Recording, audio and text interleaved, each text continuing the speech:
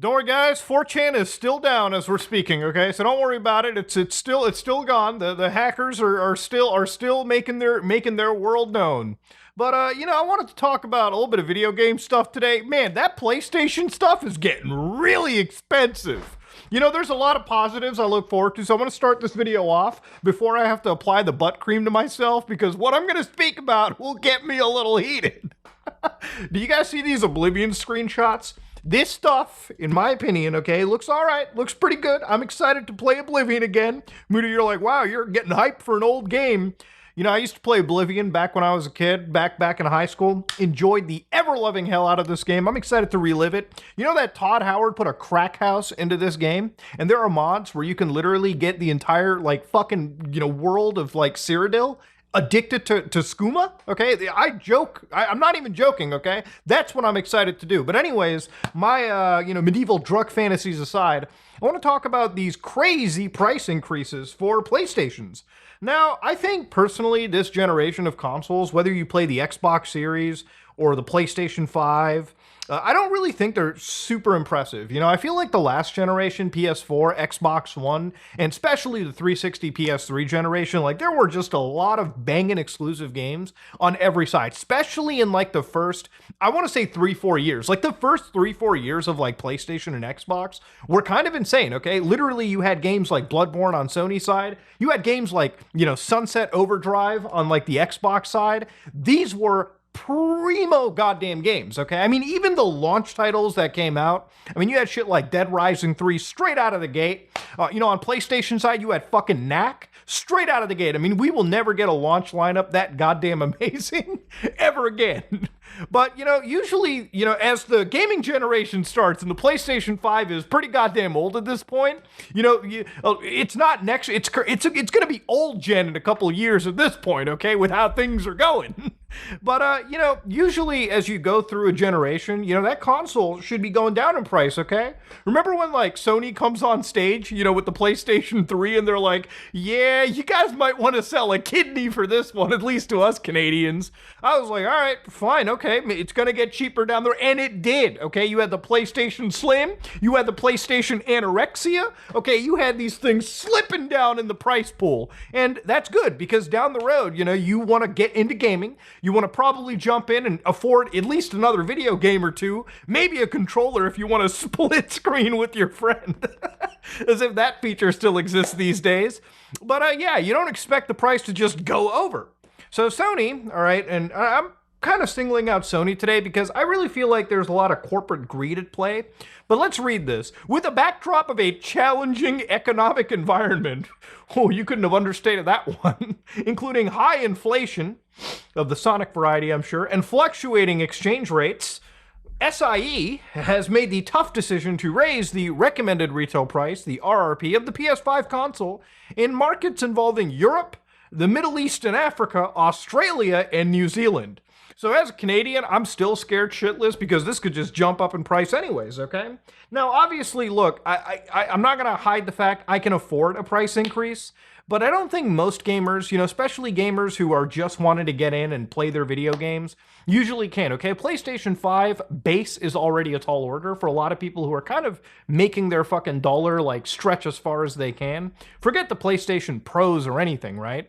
But looking at these prices, so Europe, the new price has jumped up to 499.99 euros, okay? To give you an idea of how much that is, in Canadian buckaroonies, that's almost $800, okay? And let's not forget, none of these fucking prices include taxes, sales tax, whatever the fuck extra you have to pay on top of this.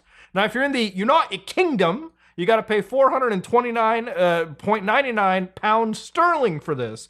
Now, how much is that in comparison? Okay, if you just compare that to, again, Canadian bucks, $790, okay? But to show you, what that would look like for US dollars, that's at minimum 570 US, and that's before I understand taxes even applied. Now, to give you an idea, this is the digital version of the PlayStation 5.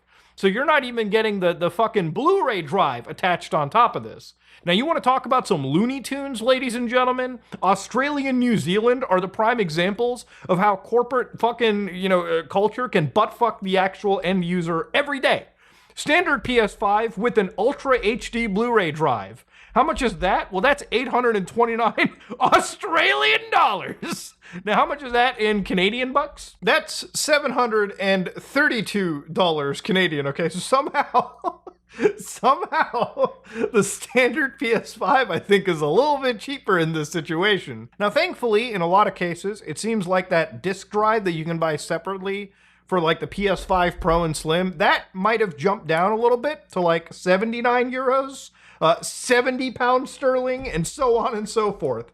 Guys and gals, okay, I don't think this console's worth the fucking price anymore, okay? I think $700 for a goddamn gaming console is just way too fucking much, okay? At least in today's day and age, all right? That is an insane price point to be looking at. Now, a lot of people have kind of said, oh, this might be due to like the tariffs and everything, and maybe a lot of inflation and those fluctuating exchange rates. And I can probably believe that, yeah, inflation plays a big role into this as well, too. There are different exchange rates that, because, again, like $1 in Canadian bucks is not worth the same as a US dollar, obviously they're going to change things around. But from my understanding and general history, the euro and the pound sterling are pretty, sterling currencies in of themselves. So I've always noticed that when it came to brand new games, Europeans were always the one getting butt fucked on the price, if anything, more than the average person, okay? That is, by the way, the word of the day that I'm using. But yeah, this is an expensive system overall. And the thing about it is, it would make sense from a tariff perspective if they upped the price in the United States, but they have not. So there's been a bit of a theory that's been running around, and again, I don't know how valid this is, but I'm sure the economist watching can probably correct me if I'm wrong, but I feel like a lot of the actual increases around the world have been carefully adjusted by the actual company so that they can kind of offset whatever losses they face in the American market. So let's say, the tariffs affect a gaming console like the PlayStation 5, right? Which they probably will, just because that's how manufacturing and imports and stuff works. So if all of a sudden, PlayStations in the United States are suddenly, let's say, 30, 40% higher, people are probably not going to be inclined to pay for that actual system. So whatever market you lose in America, for instance, you might try to make up the losses in various other markets by jacking up the price a little bit. So inadvertently, it seems like the whole tariff war situation we're going through right now might actually just be affecting everything from a tech perspective. Now, again, I'm not a political channel. It's not anything that I want to get into, just because I'm not smart enough for it. It's not what my channel was built on, but I do like gaming. I do like talking about video games. And obviously, when it affects video games and my computers and like any software at this point, we're going to have to eventually be kind of talking. So because of some of these tariffs, which like obviously between the United States and China, apparently it's like got up to like 200%. Like they're just constantly retaliating at each other with just the numbers getting higher and higher and higher. So it's one of those things where I don't see an end goal in sight until somebody caves in. And I think pride and ego are working pretty hand in hand for both sides of the world. So yeah, it's not something that's going to end until like, I guess it ends, whenever that may be.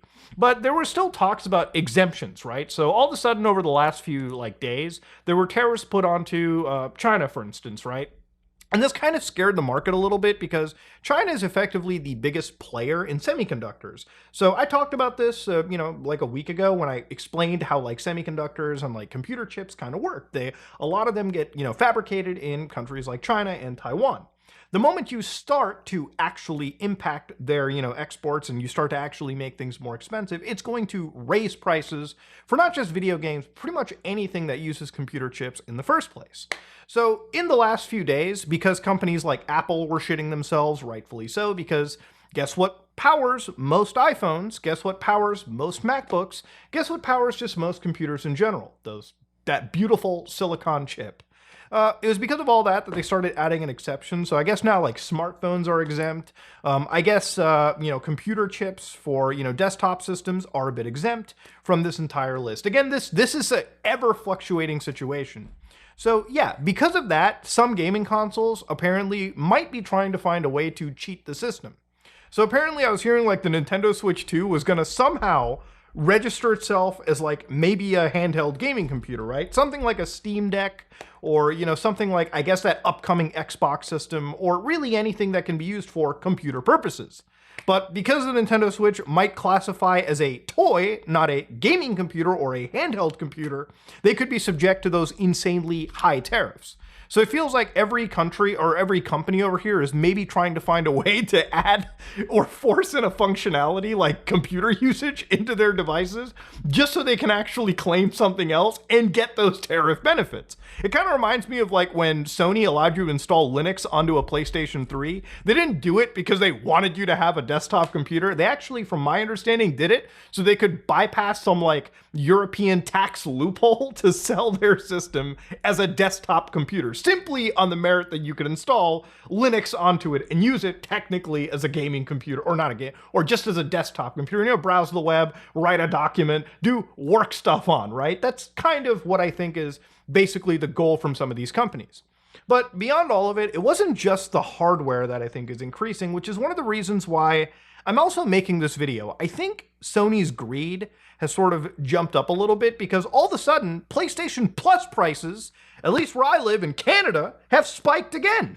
So all of a sudden, you have these systems that previously were like $12 a month, suddenly spiking up to $14. Now you might be like, well, that's not a crazy jump, Muda. Remember the boiling frog technique, right? Like, you don't just jump the price up to an insane amount. You just slowly increase it ever so much. But I want to show you how expensive PlayStation Plus is right now.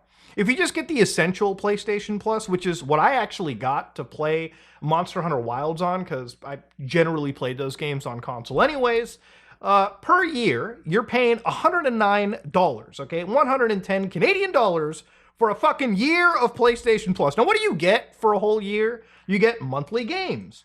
So I think like this month was like maybe Pac-Man World, and that was it. Might have been something else, but certainly not worth the $110 rental I get as part of being in the Plus umbrella. You get access to online multiplayer, so literally the act of playing with your friends, which in most cases, by the way, is peer-to-peer connectivity. And sometimes it is servers that are hosted and paid for by the actual gaming company on something independent of Sony. So it's kind of crazy how on consoles, we have all been conditioned to pay to basically play with our friends. Whereas on PC, with no matter what launcher you go to, every single game that you play online is free. Unless it's like a specific MMO service like Final Fantasy Online or, you know, World of Warcraft that you have to pay a little bit extra for, right? But this is like, you know when people say like name a scam that's been fucking normalized? Console paid multiplayer. Now I don't know why the fuck the price jumped up. I can't imagine it's because of evolving market conditions or tariffs, especially the ability for me to use my own fucking internet service to play with my friends on servers that have mostly been paid to a cloud service provider from the game manufacturer and publisher themselves, okay? Because here's the fun fact. When you play GTA online on a fucking PlayStation, you're not playing on PlayStation servers. You're mostly playing on like Microsoft Azure servers, AWS servers that have been rented by Rockstar or Take-Two to let you play a video game. So again, just the mere act of you playing with another user on the PlayStation Network is a paid-for service. It's a scam that's been normalized, and it's the same thing for Nintendo Switch. It's the same thing for Microsoft Xbox as well, too. It's insane how you can buy an Xbox game, you know, on the PC, and then you can buy it on a Series X, and you have to pay to play online on the Series X, but not on the PC. You know, it's an insane scam that, in my opinion, is just normalized. So if you jump to the extra version, that goes to $190. Now here you get the game catalog and Ubisoft classics, and that just gives you a revolving like game catalog. So it's basically like PlayStation Game Pass in an extent. And then of course the premium package, which this might just bend you over the fucking, you know, like table and just give it to you raw. That is $225, and you basically get access to, I guess, the, you know, everything before, some PlayStation Classic games, which, you know, emulators exist, okay? Like, just figure out how to fucking get PCSX2 on your computer. It could probably run on many handheld systems. Shit, it runs on phones to an extent. You might as well just play those games on your PC, okay? You don't need to pay a company $224 to emulate old ass games. Simple as that. Game trials, so demos, and then cloud streaming. So, if you don't want to download the game, I guess you can just stream it to your system. Again, PlayStation has released, at least in this premium tier, $224 worth of stuff that, in my opinion, just isn't really fucking worth it. And these prices just keep going up. And I'm not believing so much that it's like market conditions. I honestly think that this is just straight up fucking greed from PlayStation and really any company that's choosing to use the current like tariff war as a way to silently jack up prices all over the world, okay? I normally don't promote Xbox because of how they handle game preservation, but if you're somebody that's in the console gaming space, literally speaking, like with all these fucking insane price increases, this might be the only console that actually is worth getting, okay? For like $650, you're at least, in my opinion, in Canada, getting a far better system than something else where, at least on like the PlayStation side, they don't even give you the disc drive with the most digital version available. I mean, this is the most expensive Xbox right now. You can still get like the cheaper Series S if that's what you're worried about. In fact, some of my friends who probably aren't going to get a PlayStation because of these price increases anyways, but they want to play games like GTA 6, will probably just get like a Series S or maybe an X if they can find it on the cheap and just play the game there. I mean, guys, this generation of consoles has gotten so needlessly expensive, and especially when I look at PlayStation, like I am a Sony kind of guy, but if I look at PS5, like actual true exclusive games, what's really funny about it is this list only consists of 39 games, and they're not 39 games that are even released or actually truly exclusive. So games like Astrobot, which is fine, it's a great platformer, but it's Astrobot. And then, of course, you've got Demon Souls, which is, again, just a pure remake of a PlayStation 3 game. This and, like, Astrobot, in my opinion, are not worth the full price, okay? Now, granted, there are other games coming out, like Ghosts of Yotai, Death Stranding 2, which I'm actually looking forward to, and I think Marvel Wolverine and Intergalactic. But it's kind of wild how these games are coming out typically towards what should be the latter half of the PlayStation 5's lifespan. If this is how bare bones PlayStation 5 is, and games just continuously get more expensive, and it again, literally time between releases, it used to be like entire franchises would drop on one gaming generation. Now it's entire gaming franchises will just skip a gaming generation. Case in point, Grand Theft Auto, for instance. I don't think I'm looking forward to the PSX, okay? I think if anything, these price increases have basically shown me that if you've got like this kind of money or any kind of money, you probably are better, off putting it towards building a PC. Because a lot of these exclusive games just end up on PC at one point anyways, right? They just come out like 2 or 3 years later. Even games like GTA 6 will probably show up on PC at least a year, maybe 2 years after the release of, the game on console. So if you're willing to wait, all right, it really, in my opinion, isn't even worth getting these systems, okay? The prices have gone up. But honestly, the value of these systems, at least what they provide, just isn't there. In my opinion, it used to be if you were a single-player gamer and you weren't, playing online with your friends, I would always recommend just get a console because at the end of the day, it would be cheaper than buying the fucking PC. You buy one console, you play because you play single player, you'd have one controller, and you could pick up your physical games on sales at like a mom and pop shop or like a brick and mortar store at some point down the road. But with how horny this industry is getting to killing the physical ownership, it might be down the road that the next PlayStation 6 probably will not have a disc drive. It might be that the next Xbox probably won't have an actual Blu-ray drive. It's just kind of insane to see, okay?